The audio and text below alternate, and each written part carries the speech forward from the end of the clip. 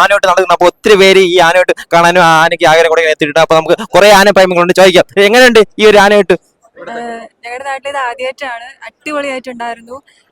ഇത് ആദ്യത്തെ ഒരു സംരംഭമാണ്, പക്ഷേ സൂപ്പർ ആയിട്ടുണ്ടായിരുന്നു, നല്ലൊരു എക്സ്പീരിയൻസ് ആയിരുന്നു. ഇതിലുള്ള ഈ മൂന്ന് ആനയിൽ ഏത് ആനയാണ് ഫേവറേറ്റ്? മങ്ങാട്ട് ഗണപതി അടിപൊളിയായിട്ടുണ്ട്. യെസ്. ഞങ്ങളുടെ കോവിലിൽ ഇത് ആദ്യമായിട്ടാണ്, പക്ഷെ സൂപ്പർ ആയിട്ടുണ്ടായിരുന്നു. ഫസ്റ്റ് എക്സ്പീരിയൻസ് ആണ്. ഞാൻ ആനയ്ക്ക് ഇത് ഭക്ഷണമൊക്കെ കൊടുത്തായിരുന്നു, ഭയങ്കര ഹാപ്പിയായി. മങ്ങാട്ട് ഗണപതിക്കാണ് ഭക്ഷണമൊക്കെ കൊടുത്തത്, സൂപ്പറായിട്ടുണ്ട്. അപ്പൊ ഇത് ഒരു ആനയോട്ട് മാത്രമല്ലേ, വലിയൊരു പൂരമായിട്ടാണ് നിങ്ങൾ ആഘോഷിക്കുന്നല്ലേ? ആഘോഷിക്കുന്നത്. യെസ്, ഇനി അടുത്ത് ഓക്കെ പറയൂ. കൊള്ളായിരുന്നു, അടിപൊളിയായിരുന്നു. ഇഷ്ടപ്പെട്ടു. അപ്പം നിങ്ങൾ ഇങ്ങനെ ഒരു അവസരം കാണാൻ പറ്റി, വളരെ സന്തോഷമുണ്ട്.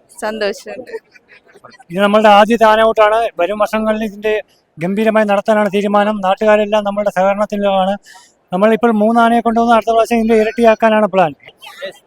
യെസ്, അപ്പൊ നമ്മൾ ഇപ്പൊ പറഞ്ഞ പോലെ ഒത്തിരി പേര് ഈ ഒരു ആനയോട്ട് കാണാനും ആനയ്ക്ക് വേണ്ടി ഭക്ഷണം കൊടുക്കാനും ഇവിടെ എത്തിയിട്ടുണ്ട്. അപ്പൊ ഇപ്പൊ കണ്ട ഈ 3 ആനയല്ലേ, അടുത്ത് ഇതിനേക്കാളും ഇരട്ടിക്ക് ആന കൊണ്ടുവരുന്നതാണ് ഇവർ പറയുന്നത്.